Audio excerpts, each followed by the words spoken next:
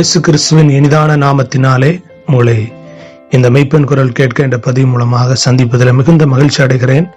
நீங்க எல்லாரும் எப்படி இருக்கிறீங்க? சுகமாய் இருக்கிறீர்கள் என்று கர்த்தருக்குள்ளே விசுவாசிக்கிறேன். தொடர்ந்து இந்த பதிவை நீங்கள் கேட்டுக்கொண்டிருக்கிறீர்கள். அநேகர்களுக்கு நீங்கள் பகிர்ந்து கொள்கிறீர்கள். ஆண்டுடைய பரிசுத்த நாமம் தொடர்ந்து மகிமைப்படட்டும். கர்த்தருடைய வசனம் அநேகருக்குள்ளே கடந்து செல்ல நீங்கள் இதில் என்னோடு கூட சேர்ந்து அதிகமாக இதை மற்றவர்களுக்கு பகிர்ந்து கொள்ள உற்சாகப்படும்படி மறுபடியும் உங்களை நான் வேண்டிக் கொள்கிறேன்.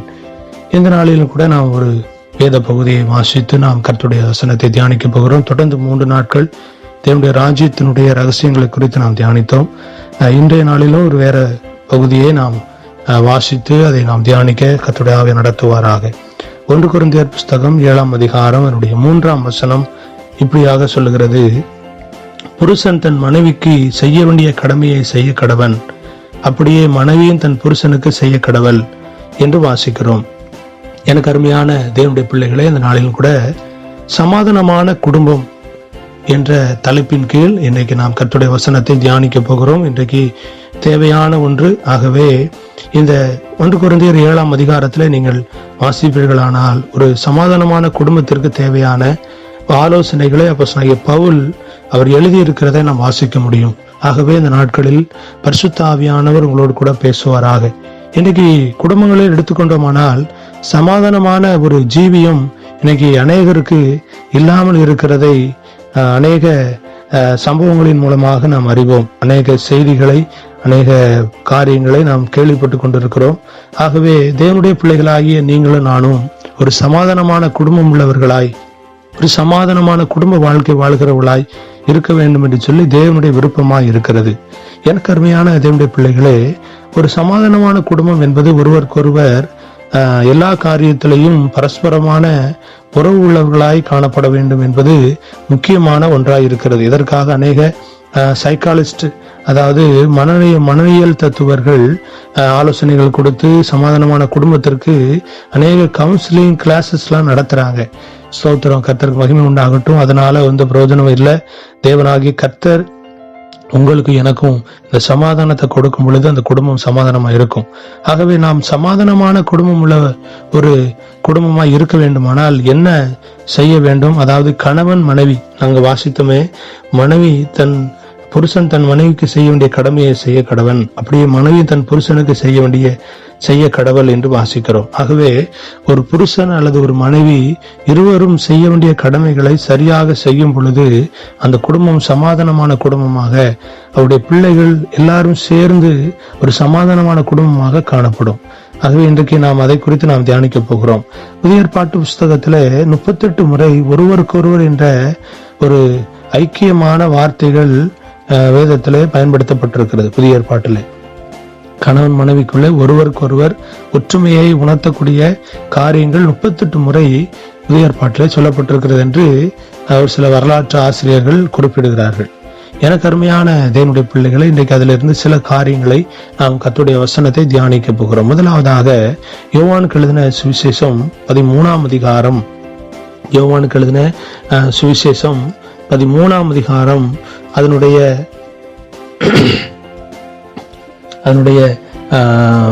34-35 நாம் வாசிக்கும் போது அங்கு சொல்லப்பட்டிருக்கிறது: நீங்கள் ஒருவரில் ஒருவர் அன்பாயிருங்கள், நான் உங்களில் அன்பாயிருக்கிறது போல நீங்களும் ஒருவரில் ஒருவர் அன்பாயிருங்கள் என்கிற புதிதான கட்டளை உங்களுக்கு கொடுக்கிறேன்.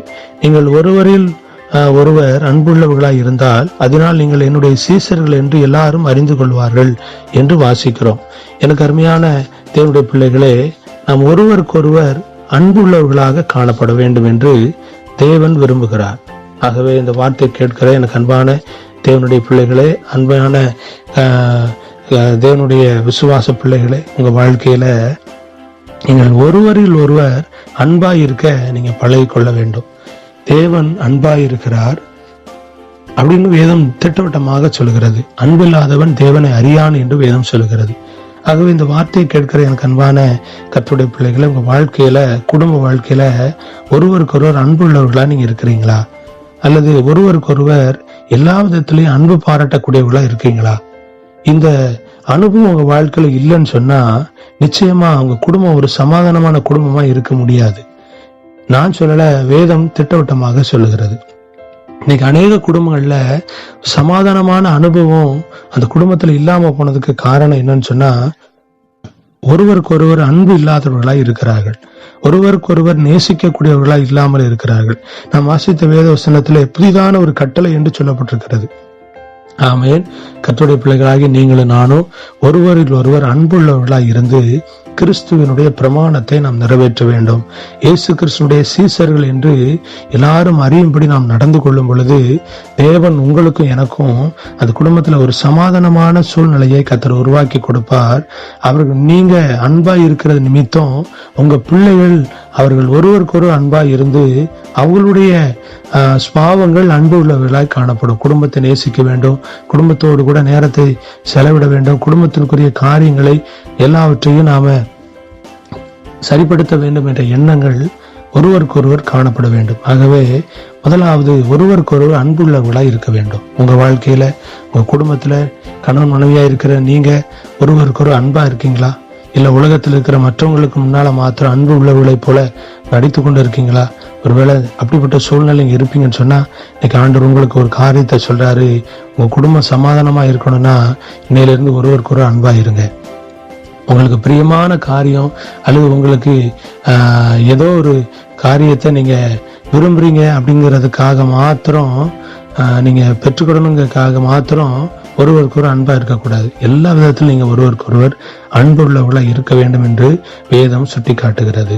இரண்டாவதாக நீங்க வேதத்துல வாசிக்கும் பொழுது எபேசியர் புஸ்தகம் அதனுடைய 4ஆம் அதிகாரம், எபேசியர் 4ஆம் அதிகாரம் அதனுடைய 32ஆம் வசனத்தை வாசிக்கும் பொழுது அங்கு சொல்லப்பட்டிருக்கிறது, ஒருவருக்கொருவர் தயவாயும் மன உருக்கமாயும் இருந்து கிறிஸ்துவுக்குள் தேவன் உங்களுக்கு மன்னித்தது போல நீங்களும் ஒருவருக்கொருவர் மன்னியுங்கள் என்று வாசிக்கிறோம். முதலாவது அன்புள்ளவர்களாய் ஒருவருக்கொருவர் இருக்க வேண்டும்.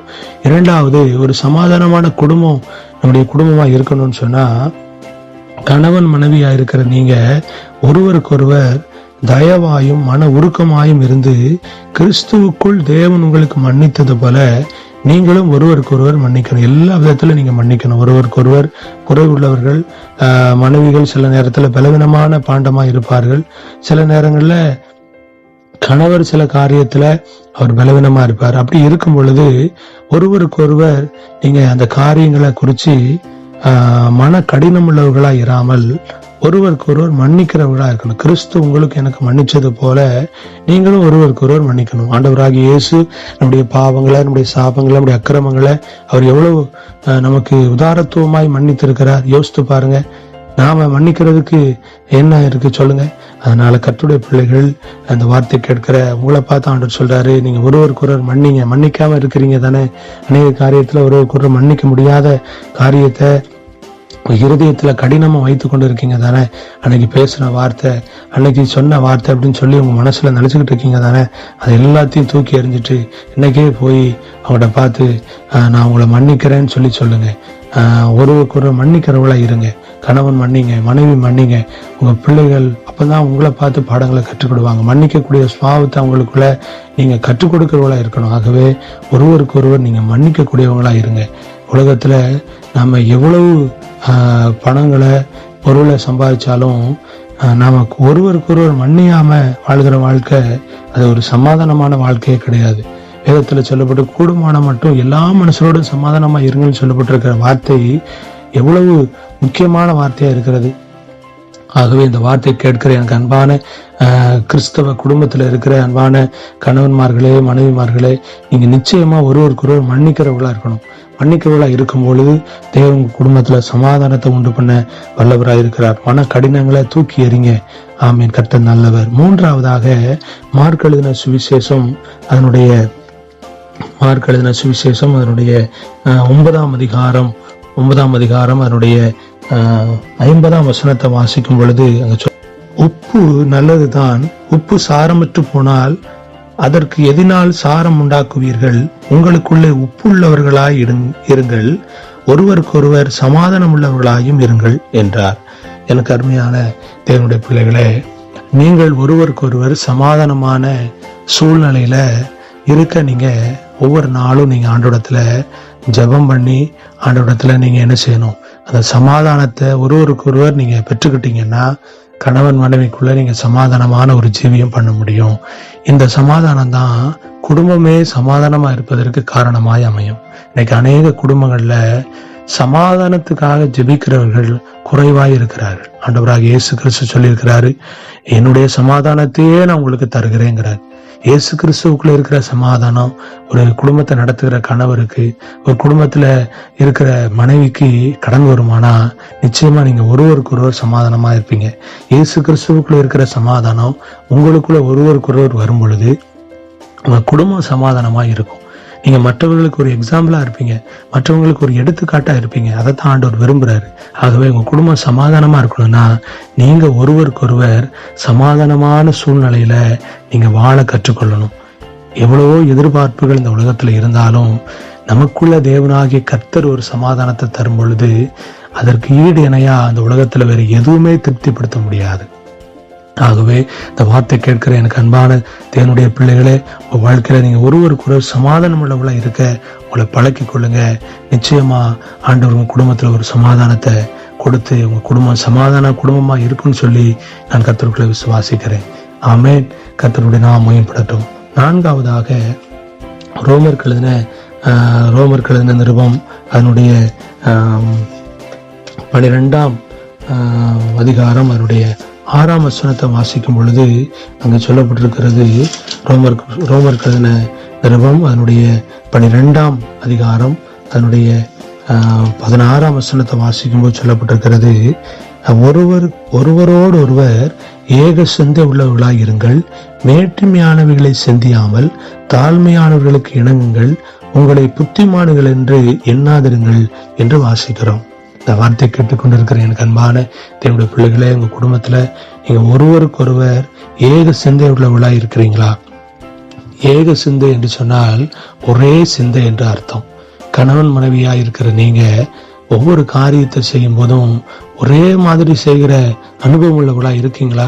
சற்று யோசித்து பாருங்க. இன்னைக்கு அநேக குடும்பத்துல நான் ஒண்ணு சொன்னா நீங்க வேற மாதிரி செய்யறீங்க, நீங்க சொல்றதை என்னால ஏற்றுக்கொள்ள முடியாது, நீங்க உங்க இஷ்டத்துக்கு செய்யுங்க, ஏன் இஷ்டத்துக்கு நீங்க செய்ய மாட்டீங்கன்னு சொல்லி இன்னைக்கு அநேக உலக பிரகாரமா இருக்கிற குடும்பங்கள்ல மாத்திரம் சண்டை இல்லை, இன்னைக்கு கிறிஸ்துவ குடும்பங்கள்ல இப்படிப்பட்ட சண்டைகள்லாம் வருது. காரணம் என்னன்னு சொன்னா, அவங்க தேவ சமூகத்துல அமர்ந்து ஜெபித்த ஆண்டவரே எங்களுக்கு இருவருக்கும் ஏக சிந்தைய, அதாவது ஒரே சிந்தைய குடும்பத்துல நாங்க எடுக்கிற எல்லா காரியத்திலையும் ஒரே சிந்தையோட நாங்க காரியங்களை செய்ய எங்களுக்கு உதவி செய்யுங்கன்னு சொல்லி இன்னைக்கு ஜெபிக்கிற குடும்பங்கள் குறைபட்டிருக்கிறது. ஆகவே இன்னைக்கு குடும்பங்களுக்குள்ள பிசாசு உட்புகுந்து அநேக பிரச்சனைகளை உருவாக்கி குடும்பம் சமாதானம் இல்லாமல் இருக்கிறதை இன்னைக்கு அநேக காரியங்களை பார்க்க முடியும். அநேகர் ஊழியக்காரத்துல சொல்றாங்க, என் குடும்பத்துல சமாதானம் இல்லை, நீங்க ஜெபம் பண்ணுங்கன்னு சொல்லி சொல்றாங்க. ஜெபம் பண்ணுங்கன்னு சொல்றது நல்லதுதான். ஆனா முதலாவது கணவன் மனைவியா இருக்கிற நீங்க இந்த காரியங்களை எல்லாம் நீங்க செய்ய ஆரம்பிச்சிட்டீங்கன்னா உங்களுக்குள்ள ஒரு சமாதானம் வந்துடும், உங்க குடும்பம் சமாதானமா மாறிடும். ஊழியக்காரர் பண்ற ஜெபத்தினால மாத்திரமல்ல, நீங்க எடுக்கிற முயற்சி, நீங்க எடுக்கிற கர்த்தருடைய பிள்ளைகள் நீங்க வசனத்தின்படி எடுக்கிற முயற்சி உங்க வாழ்க்கையில ஒரு பெரிய சமாதானத்தை கொண்டு வரும். ஆகவே கணவன் மனைவியா இருக்கிற நீங்க ஒருவருக்கு ஒருவர் ஏக சிந்தை உள்ளவர்களா இருங்க. ஏக சிந்தை உள்ளவர்களா இருக்கும் பொழுது நிச்சயமா உங்க குடும்பத்துல ஒரு சமாதானத்தை கர்த்தர் கொடுப்பார். ஆமேன். எல்லா காரியத்திலும் எதை செய்தாலும் ஒருவருக்கொருவர் ஆமேன் ஏக சிந்தை உள்ளவர்களா இருந்து செயல்படும் பொழுது தேவ நாமம் உங்க மூலமா மகிமைப்படும்.